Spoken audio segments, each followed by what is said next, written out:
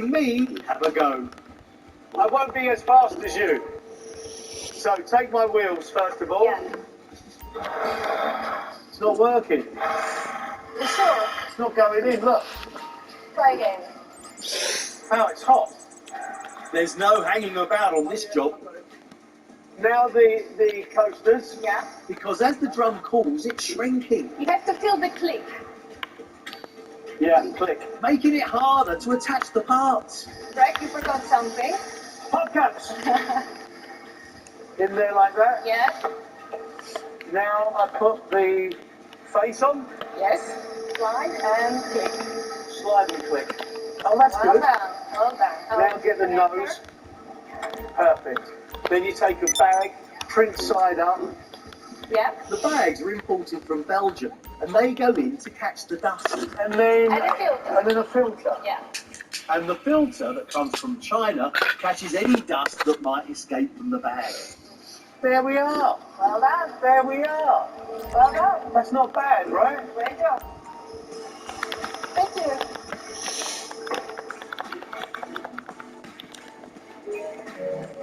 With my drums fully assembled, they're put to bed in a vast holding area where they'll slumber safely until I've got the top half done. When you see the amount of vacuum cleaners being produced here, it's hard to imagine a time before we had them. Ruth's been scouring the past to find out when our reliance on these gadgets began. By the 1970s, this was a familiar sight and sound in rooms across Britain. But When did we start sucking up the dirt in our homes rather than just sweeping it up? And when did we start calling it hoovering? to find out, I've travelled back in time to the Black Country Living Museum, where Sam Watson is waiting with an array of contraptions. Sam, hi! Ruth, What a lovely collection of vacuum cleaners you've got. thank you very much indeed. How did they start then, vacuum cleaners? Well, in 1907, you have machines like this, which are just manual bellows machines, pull the dirt up, take the dirt down. They're rubbish. They are. These early bellows managed to suck up the dust, but without any way of trapping it, they just spat most of it out again. But in 1908, an asthmatic American janitor called James Murray Spangler solved the problem with a machine that could catch and trap the dirt using a simple fan and some household objects. What Mr. Spangler did was take his fan and mount it into the tin Yeah. with a broom handle on it, and if I just lift the tin up, I'll show you. Oh, yeah. Fan going through The a fan tin. spins around, and you have a hole at the back for the dirt to go, a hole for the air to be poured in, and that creates the air. Right. And does that work? Not very well. So how does this rather Heath Robinson thing go into production? Well, Mr. Spangler gave one to his cousin, Susan, and his cousin Susan showed her husband, William, and William was so impressed by it, he bought the patent and started a company called the Electric Suction Sweeper Company. It's a bit of a mouthful. Doesn't fully involve the top, but his family surname he did, Hoover. Mr. Hoover. With a refined design, the Hoover became an instant hit across America, and in 1932 the company built a factory in Britain. UK customers were sucked in by clever marketing, offering them the chance to try an exotic new cleaning experience for free. Hoovering, Ford Bucket. And in this promotion, Hoover had 5,000 vacuum machines to be sent out within 2 days. And in no time at all, hoovering became not only a regular pastime, but also an English verb. Hoover brought efficient cleaning to our homes, but there was a time when vacuums were so big they couldn't even get inside the house. I'm on the trail of a pioneering British invention that cleaned up the Victorian vacuum business, 31 years before Mr. Hoover's machine hit our shores.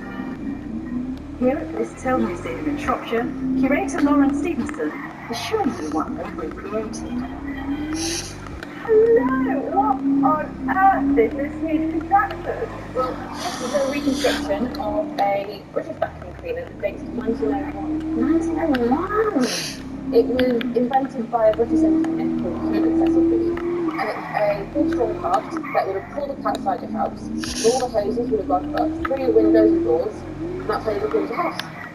I see, so it's actually the vacuum cleaner is here. Yeah, this is the vacuum cleaner, and then obviously the hoses go in. Hoses go in Yeah. to clean your house. This is quite an operation, isn't it? A petrol-powered motor sucked air into the box via a hose and through an internal filter to trap the dirt, much like a modern vacuum. It drew a lot of attention, and not all of it positive. What a commotion. And sadly for me, the noisy engine didn't pull the cart. How far are we going with this thing? Not much further. Let's burn vacuum cleaner company! Anybody need the house cleaned? What a novelty it must have been, getting your house cleaned from outside. Was it an expensive thing to have done? It cost as much as a junior domestic maid's wages for a year. Wealthy clients would hold vacuum cleaner tea parties to enjoy the spectacle, as Mr. Booth's team of specialist cleaners set to work.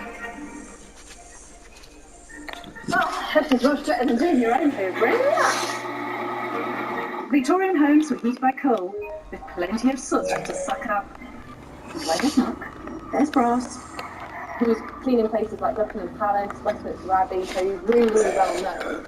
He even made Booth a multi-millionaire. Gosh, so in 1901, a British company is commercially successful with vacuum cleaners. The first to pioneer suction technology similar to our modern vacuums, Mr. Booth truly trumped Mr. Hoover. Who knows, it would have really caught on. Today, we could all be doing Scottish hoovering.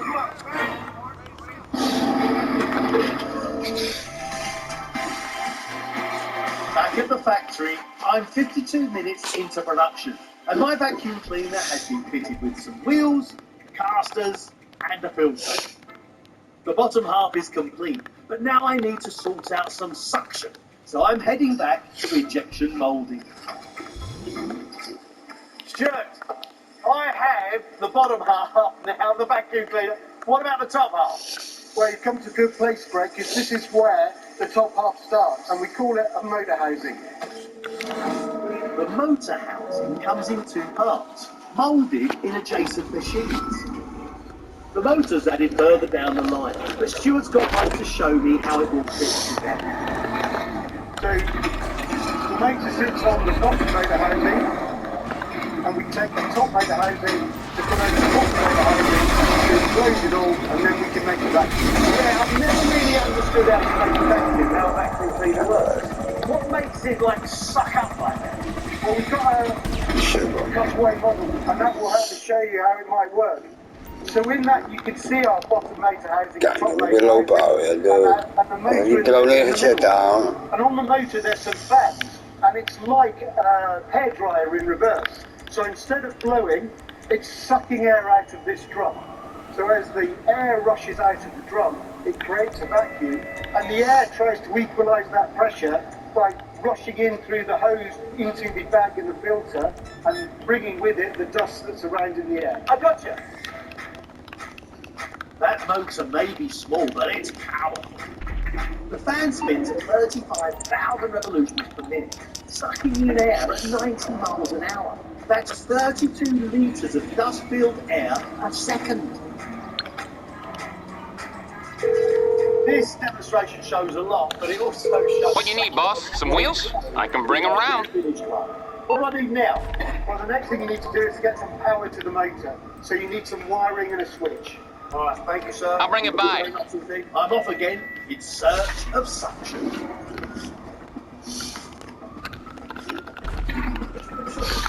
The wiring section is right at the heart of the sprawling factory complex.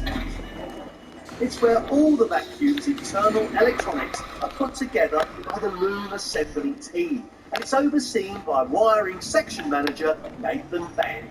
Nathan, Greg, I am enjoying myself. I'm going to give you a my machine. I am So this got all the wires that go to the loom assembly. What is a loom assembly? It's just like a small cluster of cables. Right, but without those, we've got no power. So where do the wires go into the loom? Over in the loom assembly area. Are you going to show me that, yeah? Come with me. I think it should be like a lunar assembly area, and it'd be all like moons and stuff. Back on Planet Factory, they use 2,400 kilometres of wire every year for the looms on this model alone. All that for a loom to connect the oil switch, transmitting electricity. You're through to your garage. You, need me to bring you a ride? All these people here, they produce the looms. Oh, I see. So basically, Maria, Alright, I'll get back to work. is connecting all the wires that would cut off the machine and putting them together, connecting the switch and the pump. Yo. Can I have a go? Yes.